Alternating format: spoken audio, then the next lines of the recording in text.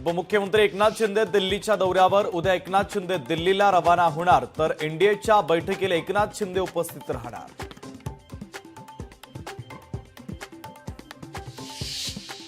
उद्धव ठाकरेंचं सरकार असताना महाराष्ट्रामध्ये सगळंच थांबलं होतं। मुख्यमंत्री फडणवीसांची उद्धव ठाकरे यांच्यावर टीका।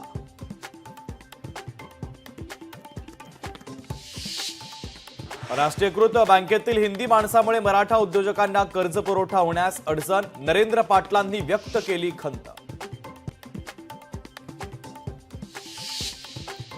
रत्नागिरी जिल्ह्यातील मत्स्य उत्पादनामध्ये 3396 मेट्रिक टन वाढ, मत्स्य व्यवसाय मंत्री नितेश राणेंच्या निर्णयाचा सकारात्मक परिणाम।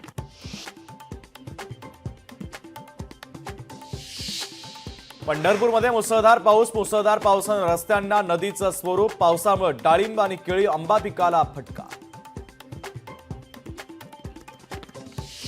कोल्हापुरातील राजाराम बंधारा पाण्याखाली, गेल्या 4 दिवसांपासून कोल्हापूरमध्ये पावसाचा जोर, पावसामुळे पंचगंगा नदीच्या पाणी पातळीत देखील वाढ।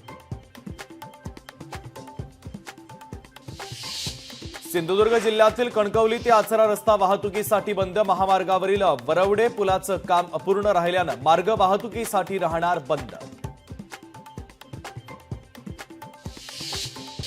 गडचिरोलीमध्ये 4 नक्षलवाद्यांचा खात्मा, छत्तीसगडच्या सीमेकडील भागात चकमक, घटनास्थळावरून 4 रायफल देखील करण्यात आल्या जप्त।